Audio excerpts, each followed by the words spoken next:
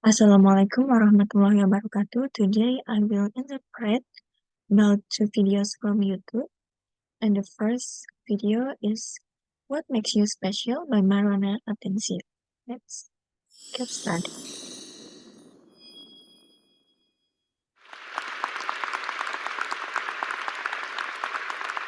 Thank you so much. I am a journalist. My job is to talk to people from all walks of life all over the world. Today I want to tell you why I decided to do this with my life and what I've learned. My story begins in Caracas. Terima kasih banyak. Saya seorang jurnalis. Tugas saya berbicara dengan berbagai kalangan masyarakat di seluruh dunia. Hari ini saya ingin sampaikan mengapa saya melakukan hal ini dan pelajaran apa yang saya dapatkan. Venezuela in South America, where I grew up. A place that to me was and always will be filled with magic and wonder. From a very young age, my parents wanted me to have a wider view of the world.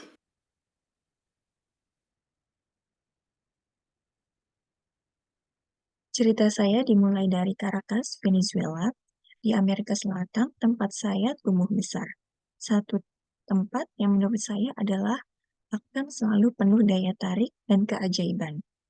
Sejak kecil, orang tua menginginkan saya memiliki pandangan lebih luas tentang dunia.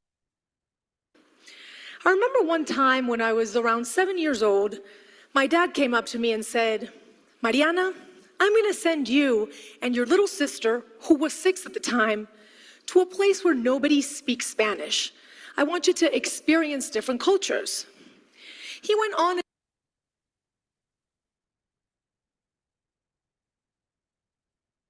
Saya ingat saat saya berumur sekitar 7 tahun, ayah mendatangi saya dan berkata, Mariana, ayah akan mengirimmu dan adik perempuanmu yang berumur 6 tahun waktu itu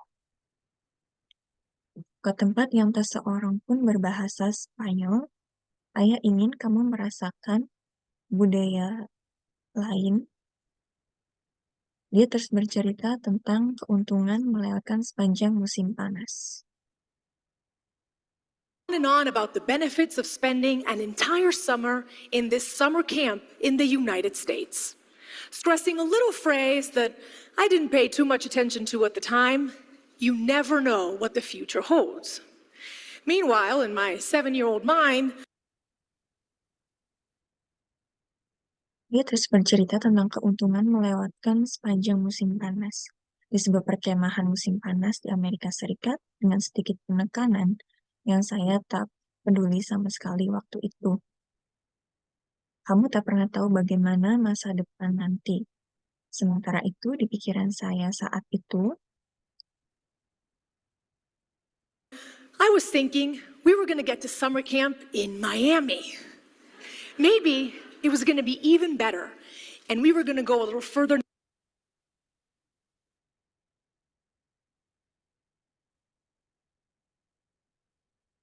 sementara itu di pikiran saya saat itu, saya membayangkan kami akan pergi ke perkemahan musim panas di Miami. Mungkin malah lebih menyenangkan. Mungkin kami akan berkunjung sedikit ke arah utara di Orlando.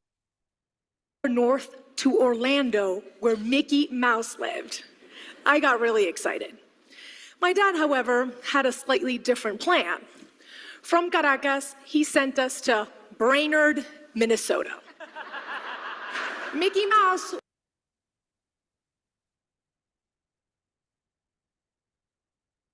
Mungkin kami akan berkunjung sedikit ke arah utara di Orlando, tempat tinggal Mickey Mouse.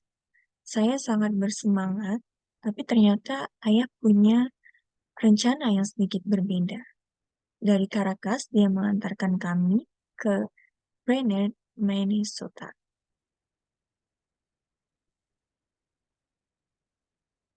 Was not up there. And with no cell phone, no Snapchat or Instagram, I couldn't look up any information. We get there, and one of the first things I noticed was that the other kid's hair was several shades of blonde.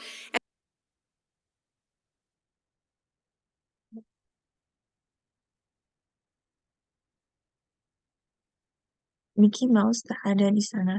Di sana juga tak ada ponsel, Snapchat, atau Instagram. Saya tak bisa mencari informasi apapun. Kami tiba di sana, salah satu hal yang pertama saya amati yaitu rambut anak-anak lain dengan beragam warna pirang. And most of them had blue eyes. Meanwhile, this is what we looked like. The first night, the camp director gathered everyone around the campfire and said, "Kids, we have a very international camp this year. The Atencios are here from Venezuela." The other kids looked at us as if we were from another planet. They would ask us things like, "Do you know what a hamburger is?" Or, "Do you go to school in a donkey or a canoe?"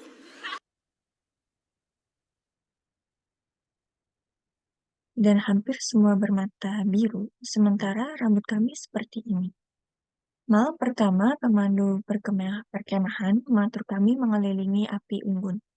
Kemudian berkata, "Anak-anak, perkemahan tahun ini sangat bernuansa internasional. Di sini ada keluarga Atencio dari Venezuela." Anak-anak lain memandangi kami seolah-olah kami berasal dari planet lain. Mereka menanyakan beberapa hal seperti, apakah kalian tahu hamburger? Atau apa kalian ke sekolah naik keledai atau perahu kano? I would try to answer in my broken English, and they would just laugh. And I know they were not trying to be mean, they were just trying to understand who we were and make a correlation with the world they knew. We could either be like them or like characters out of a book filled with adventures like Aladdin or The Jungle Book. We certainly didn't look like them. We didn't speak their language. We were different. And when you're Saya jawab dengan bahasa Inggris yang berantakan dan mereka kemudian tertawa. Saya tahu mereka tidak berniat kasar.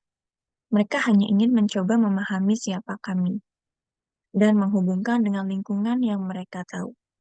Kami bisa saja seperti mereka atau seperti tokoh di buku cerita dengan segudang petualangan, seperti Aladdin atau The Jungle Book. Jelas kami tak terlihat seperti mereka, tidak juga memakai bahasa yang sama, kami berbeda.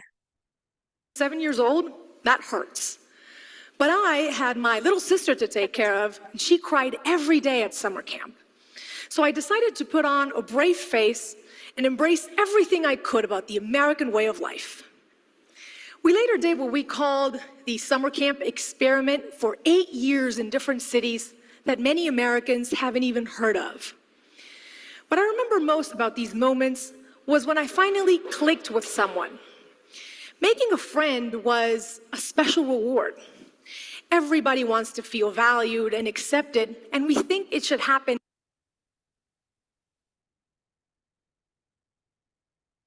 Ketika berumur 7 tahun, hal ini tentu menyakitkan, tapi saya punya adik yang harus saya jaga, dan saat itu dia menangis setiap hari di perkemahan. Oleh karena itu, saya bersikap tegar dan menerima semua gaya hidup orang Amerika. Kemudian kami berkegiatan berupa percobaan perkemahan musim panas.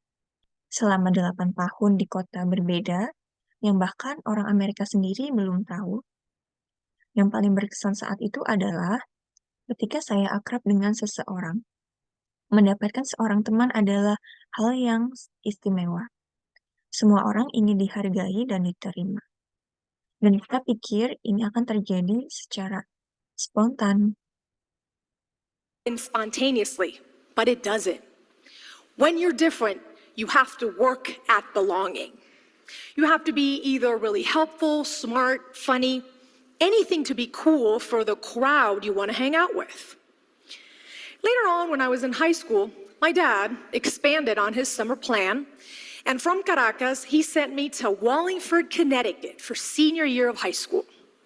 This time, I remember daydreaming on the plane about the American high school experience with a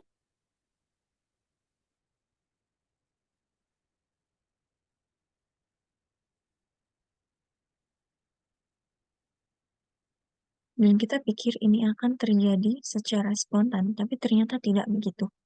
Ketika Anda berbeda, Anda harus mempunyai salah satu dari hal ini.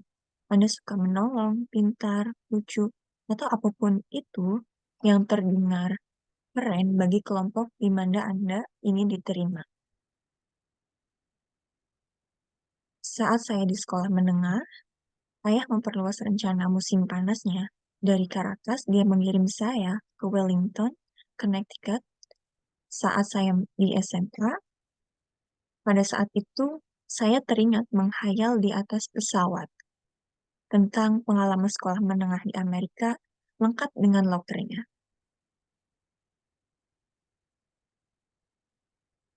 A locker. It was going to be perfect, just like in my favorite TV show, Saved by the Bell. I get there, and they tell me that my assigned roommate is eagerly waiting. I open the door, and there she was, sitting on the bed with a headscarf. Her name was Fatima, and she was Muslim from Bahrain, and she was not what I expected. She probably sensed my disappointment when I looked at her because I didn't do too much to hide it. Kelihatannya menyenangkan, seperti di acara TV favorit saya, Saved by the Bell. Saat tiba di sana, saya diberitahu bahwa teman sekamar saya sudah menunggu. Saya buka pintu, dan terlihat dia duduk di tempat tidur, memakai jilbab. Namanya Fatima, seorang Muslim asal Bahrain. Dia bukan orang yang saya harapkan. Sepertinya dia merasakan kekecewaan saya, karena saya tidak berusaha menutupinya. See, as a teenager, I wanted to fit in even more. I wanted to be popular and maybe have a boyfriend for prom. And I felt that Fatima just got in the way with her shyness and her strict dress code. I didn't realize that I was making her feel like the kids at summer camp made me feel. This was the high school equivalent of asking her, "Do you know what a hamburger is?" I was consumed by my own selfishness and unable to put. Sebagai remaja, saya ingin terima di lingkungan. Saya juga ingin populer, punya pacar yang menemani ke acara prom, karena saya anggap Fatima bisa jadi halangan. Dengan sikap pemalu dan pakaiannya yang tertutup. Tanpa saya sadari, justru saya membuat dia merasakan yang saya rasa saat masih anak-anak di perkemahan lalu. Ini sama saja dengan menanyakan pertanyaan, "Apakah kamu tahu hamburger?"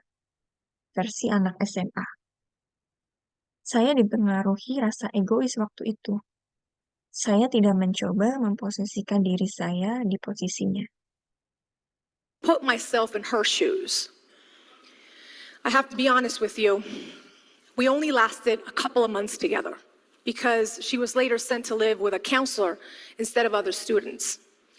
And I remember thinking, she'll be okay. She's just different. You see, when we label someone as different, it dehumanizes them in a way. They become the other. They're not worthy of our time, not our problem.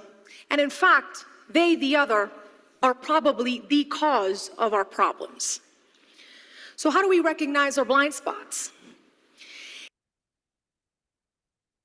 Jujur saja, kami tinggal sekamar hanya beberapa bulan, karena dia kemudian dipindahkan sekamar dengan konselor timbang siswa yang lain. Saya dulu berpikir, dia akan baik-baik saja, dia memang berbeda. Saat kita labeli seseorang berbeda, berarti kita tidak memanusiakan mereka. Mereka menjadi yang lain, mereka tidak berharap bagi kita. Mereka bukan masalah kita. Sebenarnya, mereka yang lain justru bisa jadi adalah penyebab masalah kita. Nah, bagaimana kita mengetahui kekurangan diri sendiri? It begins by understanding what makes you different, by embracing those traits. Only then can you begin to appreciate what makes others special. And I remember when this hit me, it was a couple of months after that.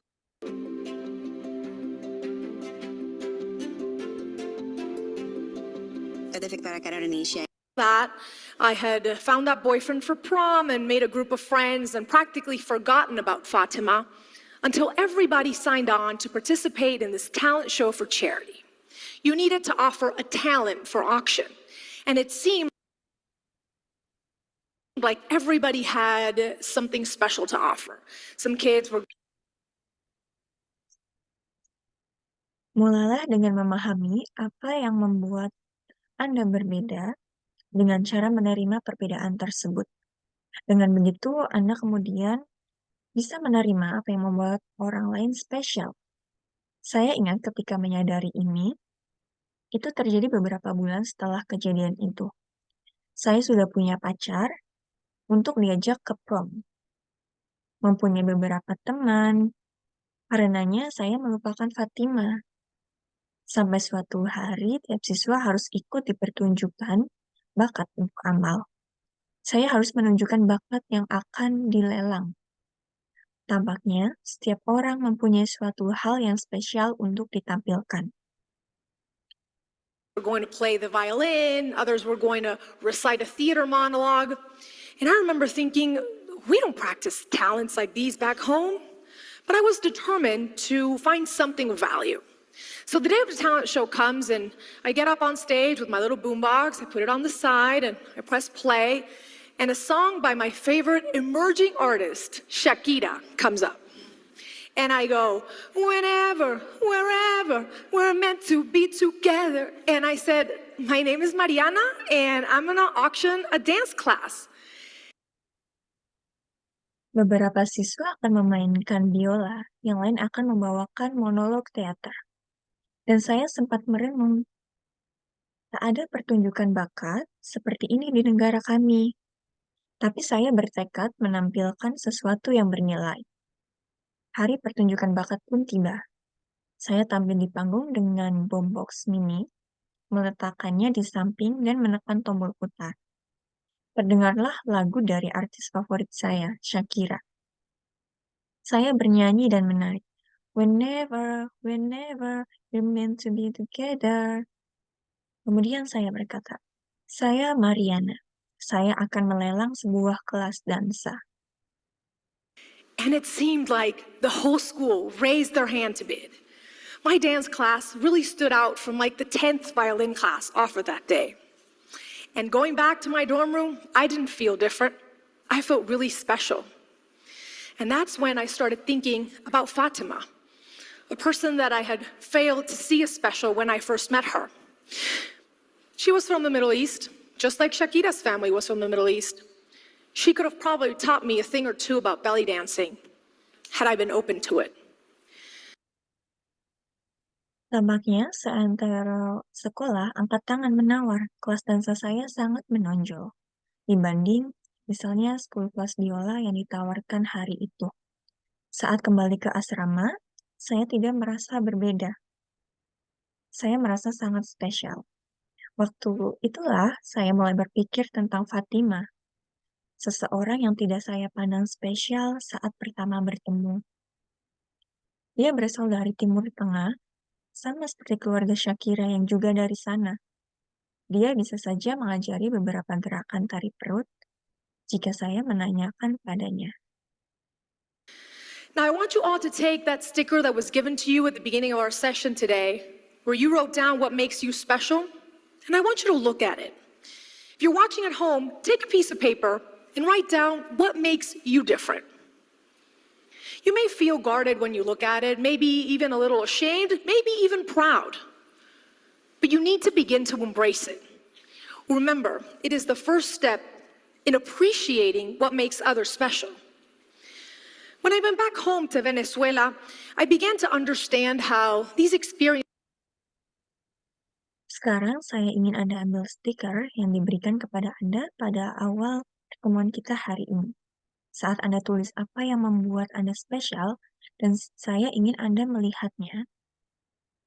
Penonton di rumah, silakan ambil selembar kertas dan tulislah apa yang membuat Anda berbeda. Anda mungkin merasa waspada, mungkin sedikit malu, mungkin juga bangga saat membacanya. Tapi Anda perlu menerima hal ini. Ingat, itulah tahap awal menghargai apa yang membuat orang lain spesial. Ketika saya pulang ke Venezuela, saya mulai menyadari betapa pengalaman ini mengubah saya. Experiences were changing me. Being able to speak different languages, to navigate all these different people and places, it gave me a unique sensibility. I was finally beginning to understand the importance of putting myself in other people's shoes. And that is a big part of the reason why I decided to become a journalist, especially being from a part of the world that is often labeled the backyard, the illegal aliens, third world, the others. I wanted to do something to change that. That was right around the time, however, when the Venezuelan government shut down the biggest television station in our country. Saya sudah bisa komunikasi dengan bahasa yang berbeda. Saya bisa memahami perbedaan tiap orang maupun tiap daerah, di mana hal ini membuat saya menjadi lebih peka. Akhirnya saya mulai memahami betapa pentingnya memposisikan diri saya di posisi orang lain. Inilah alasan terbesar saya menjadi seorang jurnalis, khususnya mewakili bagian dunia yang sering dijuluki halaman belakang, alien legal, dunia ketiga yang lain. Saya ingin melakukan sesuatu untuk mengubahnya. Rupanya, waktu itu saat yang tepat. Censorship was growing. And my dad came up to me once again and said, "How are you going to be a journalist here? You have to leave." And that's when it hit me. That's what he had been preparing me for. That is what the future held for me.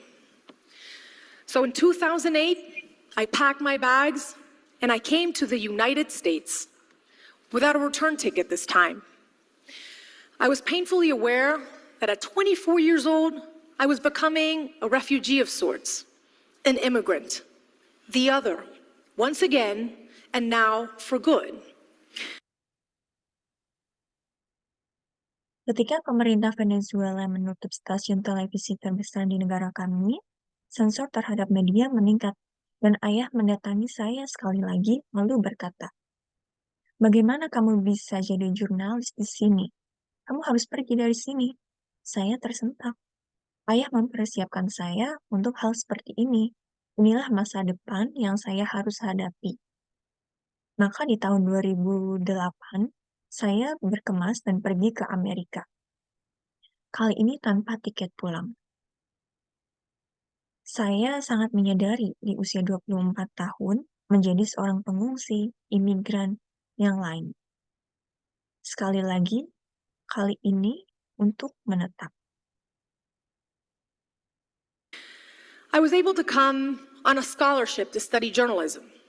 And I remember when they gave me my first assignment to cover the historic election of President Barack Obama. And I felt so lucky, so hopeful. I was like, yes, this is it. I've come to post-racial America, where the notion of us and them is being eroded and will probably be eradicated in my lifetime. Boy, was I wrong, right? Why didn't Barack Obama's presidency alleviate racial tensions in our country? Why do some people still feel threatened by immigrants, LGBTQ, and minority groups who are just... Saya memperoleh beasiswa untuk belajar jurnalistik. Saya ingat saat diberikan tugas pertama untuk meliput pemilihan bersejarah Presiden Barack Obama. Saya merasa beruntung dan penuh harap. Saya berkata, ya, inilah saatnya. Saat saya akan mengalami hilangnya rasisme di Amerika, di mana batasan kami dan mereka semakin terkikis. Kemudian, mungkin akan terhapus selama-lamanya. Tapi sepertinya saya salah. Ya, mengapa terpilihnya Barack Obama tak mampu mengurangi tensi isu ras di negara kita? Mengapa masih ada orang yang merasa terancam oleh imigran, LGBTQ, dan kaum minoritas yang hanya ingin mendapatkan tempat? just trying to find a space in this United States that should be for all of us. I didn't have the answers back then. But on November 8th, 2016, when Donald Trump became our president, it became clear that a large part of the electorate sees them as the others. Some see people coming to take their jobs or potential terrorists who speak a different language. Meanwhile, minority groups oftentimes just see hatred, intolerance, and narrow-mindedness on the other side. It's like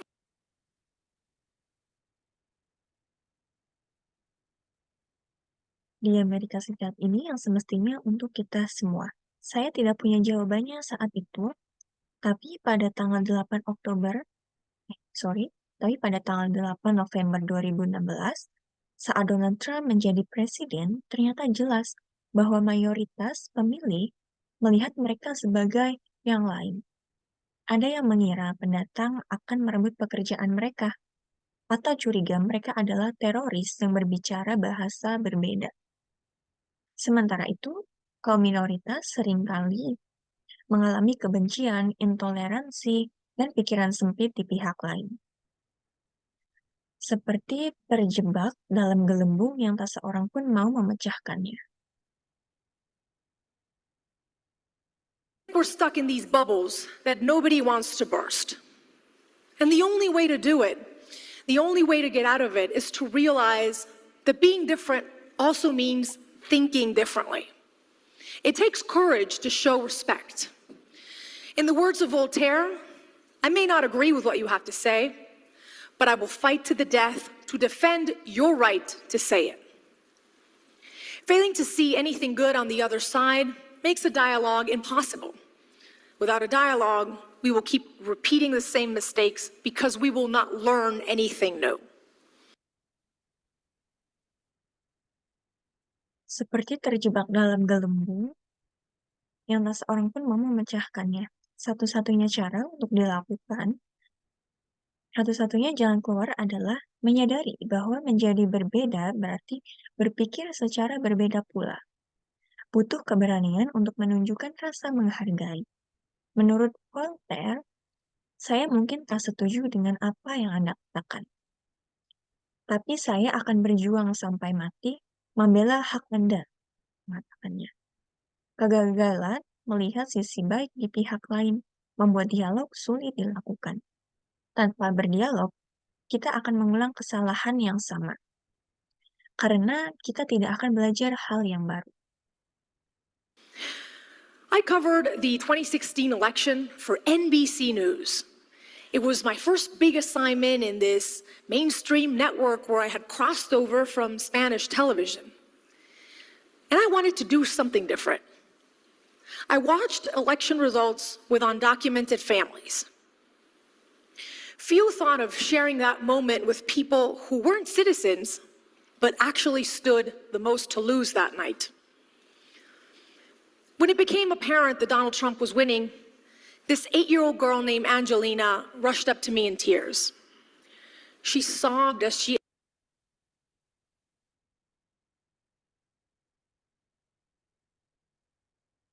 Saya membuat liputan pemilihan tahun 2016 untuk NBC News. Ini merupakan tugas besar pertama saya di saluran TV utama. Setelah pindah dari TV Spanyol, saya ingin mengerjakan sesuatu yang berbeda. Saya menonton hasil pemilihan dengan warga tanpa KTP. Membicarakan momen tersebut dengan mereka yang bukan warga negara, tapi justru paling menanti hasil suara malam itu. Ketika jelas Donald Trump yang menjadi pemenang, gadis umur 8 tahun bernama Angelina mendekati saya seraya menangis. Dengan tersendu-sendu, dia bertanya, She asked me if her mom was going to be deported now. I hugged her back and I said it's going to be okay. But I really didn't know. This was the photo that we took that night, forever ingrained in my heart. Here was this little girl who was around the same age I was when I went to camp in Brainerd. She already knows she is the other. She walks home from school in fear every day. Her mom can be taken away. So how do we put ourselves in Angelina's shoes? How do we make her understand she is special and not simply unworthy of having her family together? By giving camera time to her and families like hers, I tried to make people see them as human beings and not simply illegal aliens. Dengan terseduh-seduh, dia bertanya, apakah ibunya akan dideportasi saat itu juga? Saya peluk dia dan berkata, tenang, kamu jangan khawatir. Tapi saya sendiri tidak yakin. Ini foto kami malam itu. Akan selalu membekas di hati saya selamanya. Inilah gadis kecil itu, sekitar umur yang sama dengan saya waktu perkemahan di Brainerd. Dia sudah tahu kalau dia yang lain. Setiap harinya dia pulang sekolah sambil ketakutan, khawatir ibunya bisa saja dibawa pergi. Jadi, bagaimana jika kita ada di posisi Angelina? Bagaimana membuatnya mengerti bahwa dia spesial dan bukannya malah merasa tidak layak untuk hidup bersama keluarganya? Dengan menyoroti Angelina dan juga keluarga seperti keluarga Angelina, saya coba membuat orang-orang memandang keluarga ini sebagai manusia dan sama sekali bukan alien ilegal. Benar, mereka melanggar hukum dan mereka harus bertanggung jawab. Yes, they broke a law, and they should pay a penalty for it, but they've also given everything for this country, like many other immigrants before them have. I've already told you how my path to personal growth started. To end, I want to tell you how I hit the worst bump in the road yet, one that shook me to my very core. The day, April 10th, 2014. I was driving to the studio and I got a call from my parents. Are you on the air? They asked. I immediately knew something was wrong. What happened? I said. Benar, mereka melanggar hukum dan mereka harus bertanggung jawab. Tapi mereka juga telah memberikan segalanya untuk negeri ini, seperti banyak imigran lain sebelum mereka. Saya sudah menceritakan bagaimana pengembangan diri saya dimulai. Sekarang saya ingin menceritakan bagaimana saat saya mengalami masa terburuk. Saat dimana sempat membuat saya terguncang. Hari itu tanggal 10 April 2014, saat sedang di mobil menuju studio, saya mendapat telepon dari orang tua. Apa kamu sedang siaran? Tanya mereka. Saya langsung tahu kalau ada masalah. Apa yang terjadi? Tanya saya. It's your sister. She's been in a car accident. It was as if my heart stopped. My hands gripped to the steering wheel, and I remember hearing the words, "It is unlikely she will ever walk again." They say your life can change in a split second. Mine did at that moment. My sister went from being my successful other half, only a year apart in age, to not being able to move her legs, sit up, or get dressed by herself. And this wasn't like summer camp where I could magically make it better. This was Adikmu, dia kecelakaan mobil. Waktu itu rasanya jantung saya seolah-olah terhenti. Tangan saya mencengkram setir, dan saya ingat kata-kata itu.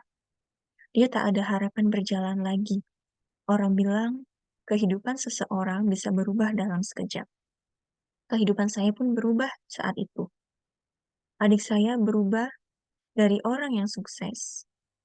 Usia kami beda 1 tahun, menjadi tidak bisa menggerakkan kakinya, duduk, atau memakai baju sendiri. Ini bukanlah perkemahan musim panas, di mana saya bisa memperbaiki keadaan. terrifying. Throughout the course of 2 years, my sister underwent 15 surgeries, and she spent most of that time in a wheelchair. But that wasn't even the worst of it. The worst was something so painful, it's hard to put into words even now. It was the way people looked at her, looked at us, changed. People We're unable to see a successful lawyer or a millennial with a sharp wit and a kind heart. Everywhere we went, I realized that people just saw a poor girl in a wheelchair. They were unable to see anything beyond that. After fighting like a warrior, I can thankfully tell you that today my sister is walking and has recovered beyond anyone's expectation.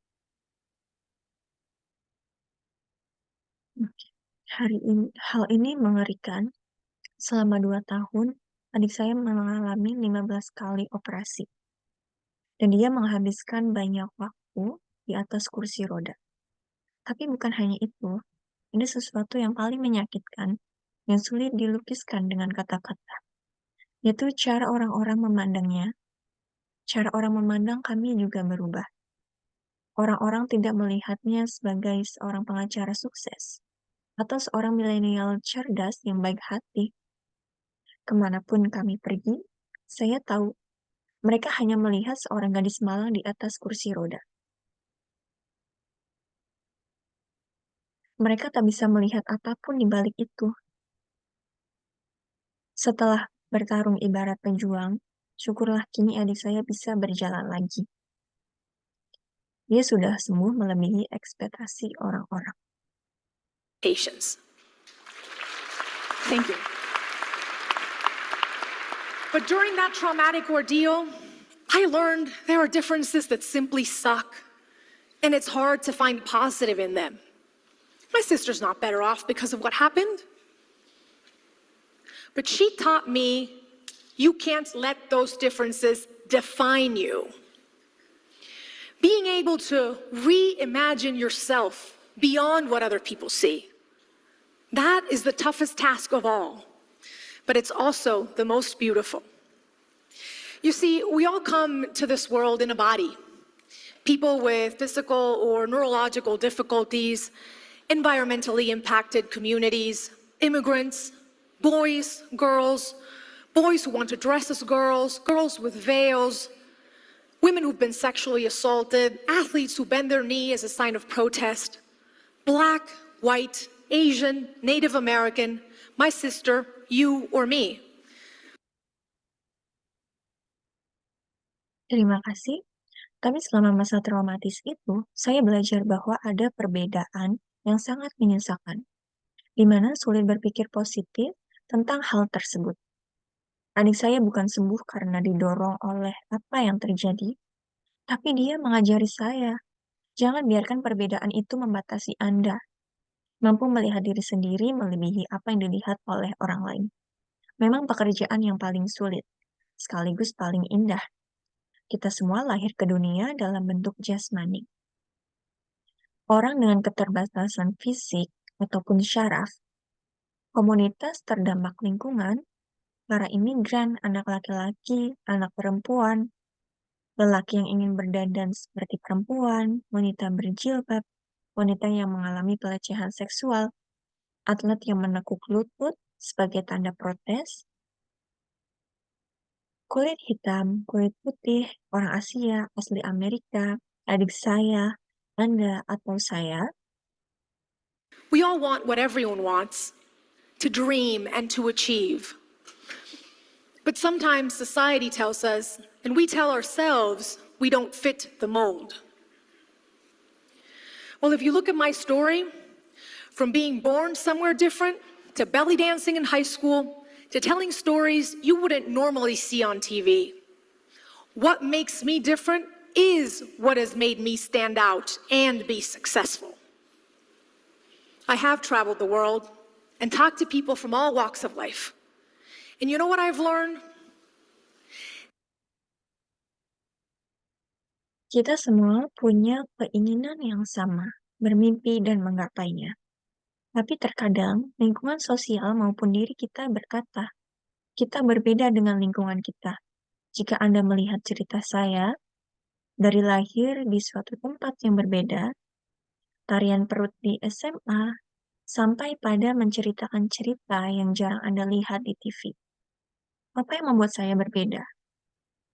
Adalah yang membuat saya menonjol dan sukses. Saya telah berkeliling dunia. dan berbicara dengan berbagai kalangan masyarakat. Apa yang telah saya pelajari? The single thing every one of us has in common is being human. So take a stand to defend your race, the human race. Let's appeal to it. Let's be humanists before and after everything else. To end, I want you to take that sticker, that piece of paper where you wrote down what makes you different, and I want you to celebrate it today and every day. Shout it from the rooftops. I also encourage you to be curious and ask, what is on other people's pieces of paper? What makes them different? Let's celebrate those imperfections that make us special. Satu hal yang kita semua miliki adalah identitas kita sebagai manusia. Jadi berpegang teguhlah untuk membela ras Anda, ras manusia. Ayo kita satukan hati, mari kita bersikap humanis dalam segala hal. Akhirnya saya ingin Anda ambil stiker itu, kertas itu, di mana Anda tulis apa yang membuat Anda beda. Silakan rayakan hari ini dan setiap hari. Teriakan dari atap rumah, saya juga mengajak Anda mencari tahu dan bertanya, apa yang tertulis di kertas orang lain? Apa yang membuat mereka berbeda? Marilah kita hargai ketidaksempurnaan yang membuat kita spesial. I hope that it teaches you that nobody has a claim on the word normal. We are all different. We are all quirky and unique, and that is what makes us wonderfully human. Thank you so much.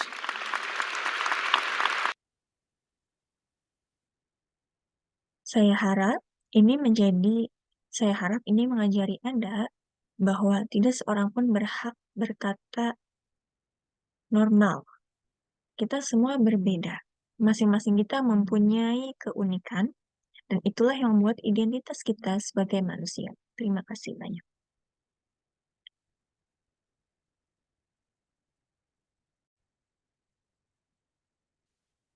Okay, now we are moved to the second video.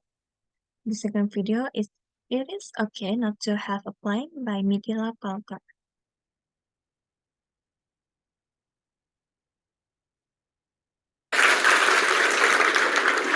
Some of you must have seen the video of this song online, and I'll tell you the story of how I made it.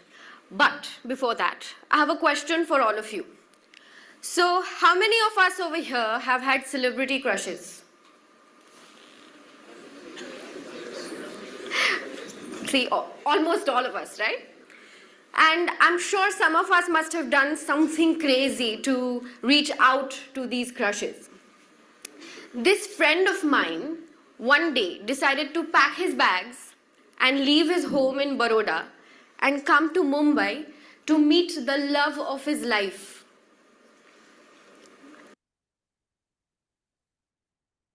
Beberapa dari Anda pasti pernah melihat video lagu ini secara online, dan saya akan menceritakan kisah bagaimana saya membuatnya. Namun sebelum itu, saya punya pertanyaan untuk kalian semua. Berapa banyak dari kita di sini yang pernah naksir selebriti? Hampir semua dari kita, bukan? Dan saya yakin sebagian dari kita pasti telah melakukan sesuatu yang gila untuk menjangkau orang-orang yang disukainya ini. Temanku ini suatu hari memutuskan untuk mengemasi tasnya dan meninggalkan rumahnya di Baroda dan datang ke Mumbai untuk bertemu cinta dalam hidupnya.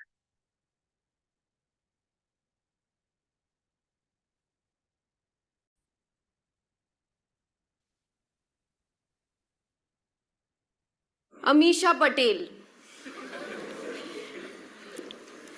Well, okay. So he decided to do that, and he knew that he wanted to meet her in a different capacity, not as a fan, because pride. And the easiest way to get in touch with her was to get into showbiz, and he did.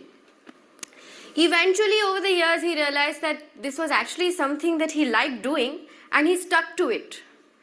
It's been 10 years now since he started acting, and Amisha Patel now is history in his life. Amisha Patel. Oke, jadi dia memutuskan untuk melakukan itu. Dan dia tahu bahwa dia ingin bertemu dengannya dalam kapasitas yang berbeda. Bukan sebagai penggemar, karena kebanggaan. Dan cara termudah untuk menghubunginya adalah untuk masuk ke dunia hiburan, dan dia berhasil. Sebenarnya sesuatu yang dia suka lakukan, dan dia tetap melakukannya. Sudah 10 tahun sejak dia mulai berakting. Dan Amisha Patel sekarang adalah sejarah dalam hidupnya. So, like they say, life happens to you when you're busy planning other things. This is a classic example of that. Things don't always work according to plan. So, let me tell you something. It's okay to not have one. I did not have a plan. I had a passion, which I decided to pursue, and eventually everything fell into place. Jadi, Anda tahu seperti yang mereka katakan, kehidupan terjadi pada Anda ketika Anda sibuk merencanakan hal ini. Ini adalah contoh klasiknya. Segala sesuatunya tidak selalu berjalan sesuai rencana. Jadi, izinkan saya memberitahu Anda sesuai. Tidak apa-apa jika tidak memilikinya. Saya tidak punya rencana. Saya memiliki hasrat yang saya putuskan untuk dikejar. Dan akhirnya, semuanya jatuh pada tempatnya. When I was 5, my family used to encourage me to sing and dance in front of guests at family gatherings. And I used to be shy at first, maybe even awkward, but I gave in to their requests. I realized that I was enjoying being the entertainer. But this is the same family that conditioned me to believe that's the mantra to live a successful, ideal life is you grow up, you graduate, and you find a decent job. This typical middle-class Marathi family of mine, as expected, was not very thrilled about my acting aspirations. And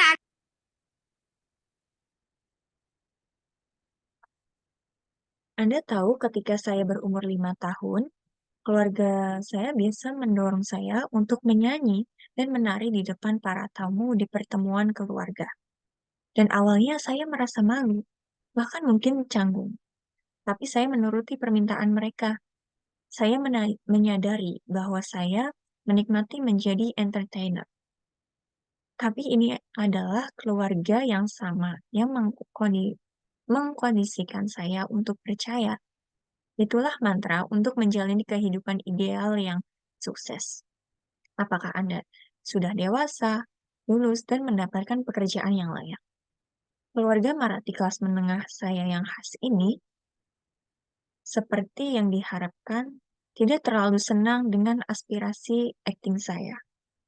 actually, back then, maybe even I wasn't very convinced about it because I didn't have a role model to point out to and say, hey, if she can do it, I can too.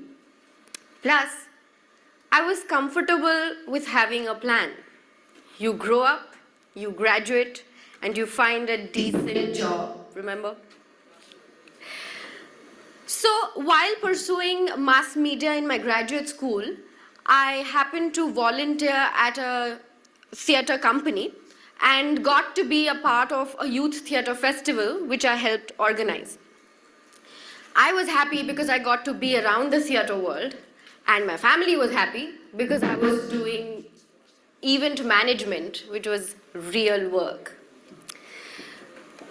When I started working on this festival, that festival turned out to be a turning point in my life because when I witnessed actors perform on stage, I realized that that's where I want to be.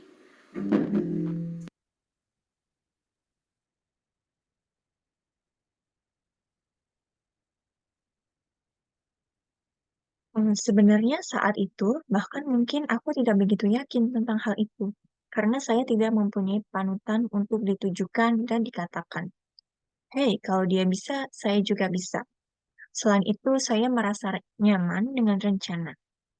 Anda tumbuh dewasa, lulus, dan mendapatkan pekerjaan yang layak. Ingat, jadi saya menekuni media massa di sekolah pasca sarjana saya.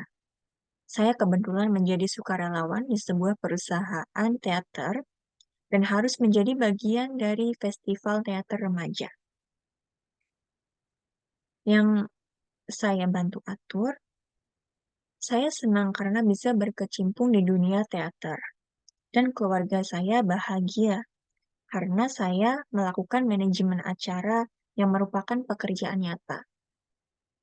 Ketika saya mulai mengerjakan festival ini, festival itu ternyata menjadi titik balik dalam hidup saya. Karena ketika saya menyaksikan aktor tampil di atas panggung, saya menyadari bahwa di sanalah saya ingin berada. I realized I wanted to be the storyteller.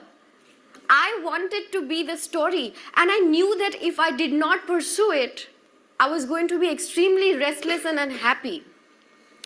So I gave in to my gut and I decided to convince my family. But it took some courage and a lot of cajoling for my family to finally give in. Hesitantly so, but they gave in. I thought it was not that bad a beginning. I had a bumpy start because I knew I wanted to be an actor, and that was that. I was Saya menyadari bahwa saya ingin menjadi pendongeng. Saya ingin menjadi ceritanya, dan saya tahu jika saya tidak meneruskannya, saya akan menjadi sangat gelisah dan tidak bahagia. Jika saya menyerah, dan saya memutuskan untuk meyakinkan keluarga saya. Tapi itu membutuhkan keberanian. Dan banyak bujuk rayu dari keluarga saya hingga akhirnya mengalah. Ragu-ragu, tapi mereka menyerah. Saya pikir itu bukan permulaan yang buruk. Saya mempunyai awal yang sulit. Karena saya tahu saya ingin menjadi seorang aktor, dan itu saja.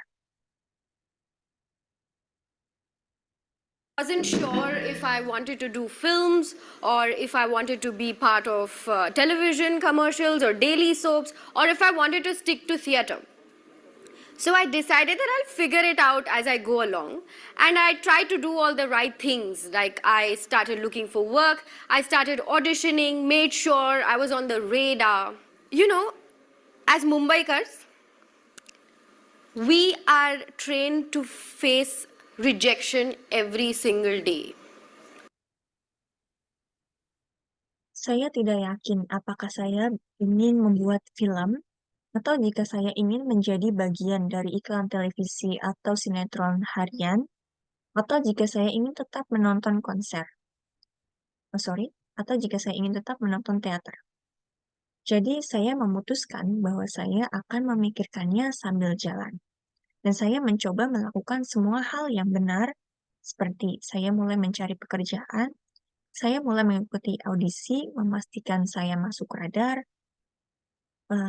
Anda tahu, sebagai Mumbaikar, kita dilatih untuk menghadapi penolakan setiap hari. Thanks to rickshawalas. Because no matter where you want to go, you will have to go through at least 3 rejections before some kind soul comes along. Little did I know that these rickshawalas were preparing me for the rejections I will be facing in my life ahead. See, the thing with auditions is that no matter how good or bad you were at it, regardless of your performance, you should know that if an audition has to translate into an offer, that is not in your control. Terima kasih kepada Becak, karena kemanapun Anda ingin pergi, Anda harus melalui setidaknya 3 penolakan sebelum seseorang yang baik hati datang. Sedikit yang saya tahu bahwa Becak ini sedang mempersiapkan saya atas penolakan-penolakan yang akan saya hadapi dalam hidup saya ke depan. Lihat, masalahnya dengan audisi adalah bahwa tidak peduli seberapa baik atau buruknya Anda melakukannya. Terlepas dari kinerja Anda harus tahu bahwa jika audisi harus diterjemahkan menjadi sebuah tawaran. Itu di luar kendali Anda. What is in your control is to give your best. And let me tell you, not a lot of those auditions actually translated into offers. But they turned out to be some fantastic learning experiences for me. It was not just for my skills, it was because I also learned to build resilience. So, I'm sure this is something that we all have experienced. Failure makes it very easy to give up. And if failure strikes multiple times, it becomes even easier. Apa yang ada dalam kendali Anda adalah memberikan yang terbaik. Dan izinkan saya memberitahu Anda, tidak banyak dari audisi tersebut yang benar-benar diterjemahkan menjadi tawaran, tapi ternyata itu menjadi pengalaman pembelajaran yang luar biasa bagi saya. Itu bukan hanya karena keahlian saya, itu karena saya juga belajar membangun ketahanan. Jadi saya yakin ini adalah sesuatu yang kita semua pernah alami. Kegagalan membuat kita mudah menyerah, dan jika kegagalan terjadi berkali-kali, maka segalanya menjadi lebih mudah. But I realized that I shouldn't give up, and I kept at it, and I'm glad that I did. Because, like with the rickshawalas, you never know who will actually give in to your plea of taking you to your destination. But just because 6 of them said no to you in a row doesn't mean you'll give up on going home, right? You will have to find an alternative. You will have to hustle. Nothing's going to come easy.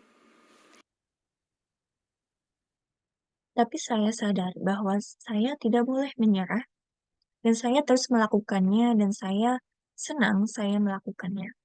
Karena seperti becak, Anda tidak pernah tahu siapa yang akan mengabulkan permohonan Anda untuk membawamu ke tujuannya.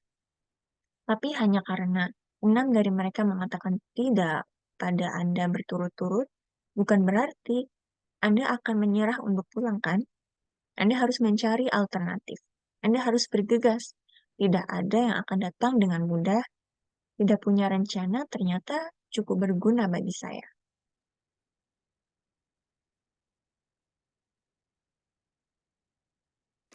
Not having a plan actually turned out to be quite useful for me, because when I was in the middle of trying to figure out what to do, I chanced upon the internet. When I started with the internet, which was about a year and a half ago, we'd all been used to watching comedy sketches online. But the concept of web series or web shows was pretty novel. Not a lot of people had given into it yet. I thought it was a pretty interesting idea, and I thought I'll make most of this opportunity. Over a period of time, I had built my network of friends and mentors who've been and still continue to be my biggest support system. So Tidak punya rencana ternyata cukup berguna bagi saya. Karena saat saya sedang memikirkan apa yang harus saya lakukan, saya kebetulan di internet. Ketika saya mulai menggunakan internet sekitar 1,5 tahun yang lalu, kita semua terbiasa menonton sketsa komedi online. Namun, konsep serial web atau acara web yang cukup baru, belum banyak orang yang memberikannya. Saya pikir itu adalah ide yang cukup menarik. Dan saya berpikir saya akan memanfaatkan kesempatan ini sebaik-baiknya. Selama jangka waktu tertentu, saya telah membangun jaringan teman dan mentor saya yang telah dan masih terus menjadi sistem pendukung terbesar saya. they backed me up on this decision, and I decided to take the plunge.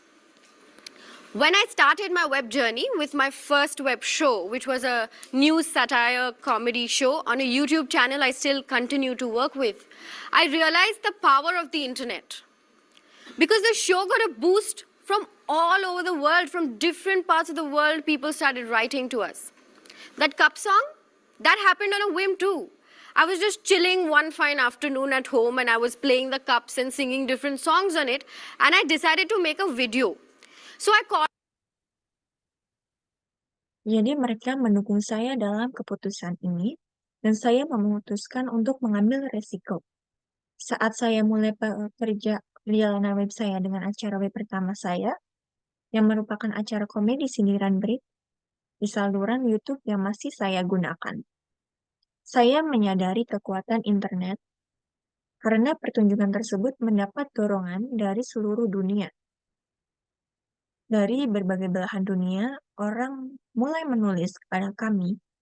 Lagi pula itu terjadi secara tiba-tiba juga.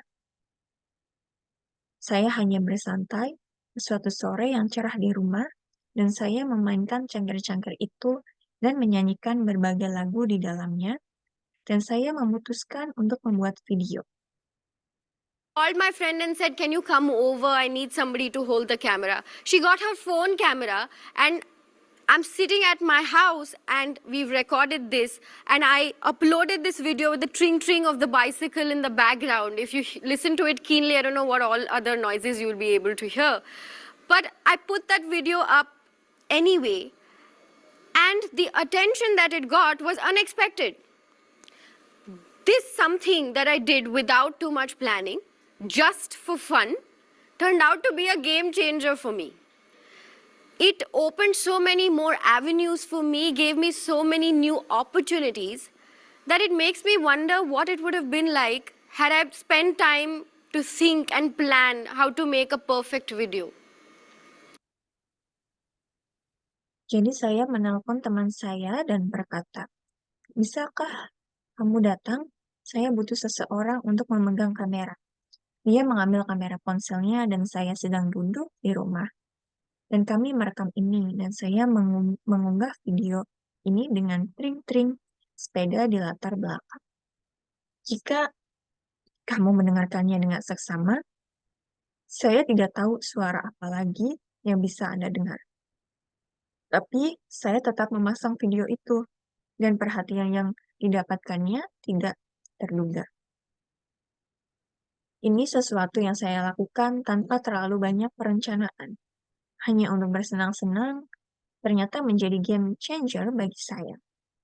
Ini membuka lebih banyak jalan bagi saya, memberi saya begitu banyak peluang baru, itu membuat saya bertanya-tanya seperti apa jadinya nanti seandainya saya meluangkan waktu untuk memikirkan dan merencanakan cara membuat video yang sempurna.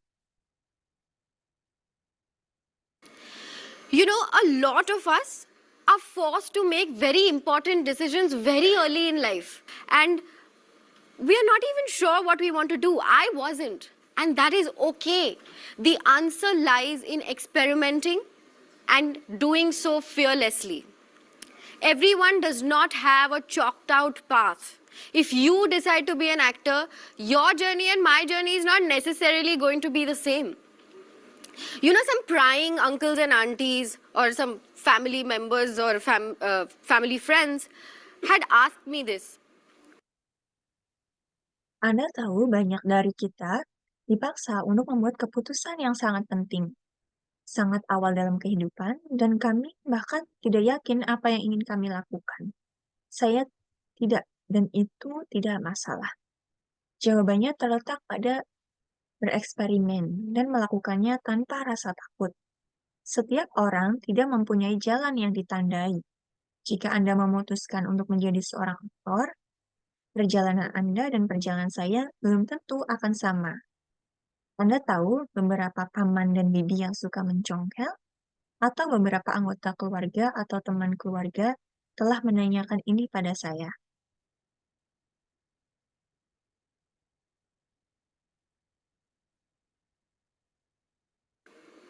Your sister is a scientist? How come you chose to do this? I mean, my elder sister, I do look up to her and she does inspire me, but I didn't have to become a scientist to prove that. In fact, I don't think I've told her this either, but there was a point in my life where I wanted to do everything that she did. So she used to have long, silky, straight hair. She still does, but when I was a little kid, I used to have really short hair. So I used to tie a dupatta around my head with a hairband just to pretend to have hair like hers. I wanted to go to the same school as her, same college. Eventually, I realized that it was okay to not do what she was doing and she was still going to be proud of me. Adikmu seorang ilmuwan, kenapa kamu memilih melakukan ini? Maksud saya, kakak perempuan saya. Saya mengaguminya, dan dia menginspirasi saya. Tapi saya tidak perlu menjadi ilmuwan untuk membuktikannya. Sebenarnya, saya rasa saya juga belum mengatakan hal ini padanya. Tapi ada suatu hal dalam hidup saya, di mana saya ingin melakukan semua yang dia lakukan. Jadi, dia dulunya memiliki rambut lurus panjang sehalus sutra. Dia masih melakukannya. Tapi ketika saya masih kecil, saya memiliki rambut yang sangat pendek. Jadi, saya biasa mengikat dupata di kepala saya dengan ikat rambut, hanya untuk berpura-pura memiliki rambut seperti miliknya. Saya ingin bersekolah di sekolah yang sama dengannya, kampus yang sama. Akhirnya, saya menyadari bahwa tidak apa-apa untuk tidak melakukan apa yang dia lakukan. Dan dia akan tetap bangga pada saya. Albert Einstein once said, if you judge a fish by its ability to climb the tree, it's going to spend all its life believing that it's stupid. You might not be good at one thing, but you will be better at three others. I learned this the very hard way, but you cannot make everyone happy. What you can do, however, is make yourself happy, and that is very, very important. So be brave, have faith in yourself, figure out what makes you happy, and go do it. Get a job, leave a job, dance, sing, fall in love, carve your own niche. But most importantly, Albert Einstein pernah berkata, jika kamu menilai seekor ikan dari kemampuannya memanjat pohon, ia akan menghabiskan seluruh hidupnya dengan percaya bahwa ia bodoh. Anda mungkin tidak pandai dalam satu hal, tetapi Anda akan lebih baik dalam 3 hal lainnya. Saya mempelajarinya dengan cara yang sangat sulit, tapi Anda tidak bisa membuat semua orang bahagia. Namun yang bisa Anda lakukan adalah membuat diri Anda bahagia. Dan itu sangat penting. Sangat penting. Jadi beranilah percaya pada dirimu sendiri. Cari tahu apa yang membuatmu bahagia dan lakukanlah. Dapatkan pekerjaan, tinggalkan pekerjaan, menari, bernyanyi, jatuh cinta, mengukir diri Anda sendiri. Namun yang terpenting, learn to embrace the randomness. Thank you. Namun yang terpenting, belajar menerima keacakan. Terima kasih. Okay, so this is the last video that I interpret, and thank you for your attention. See you.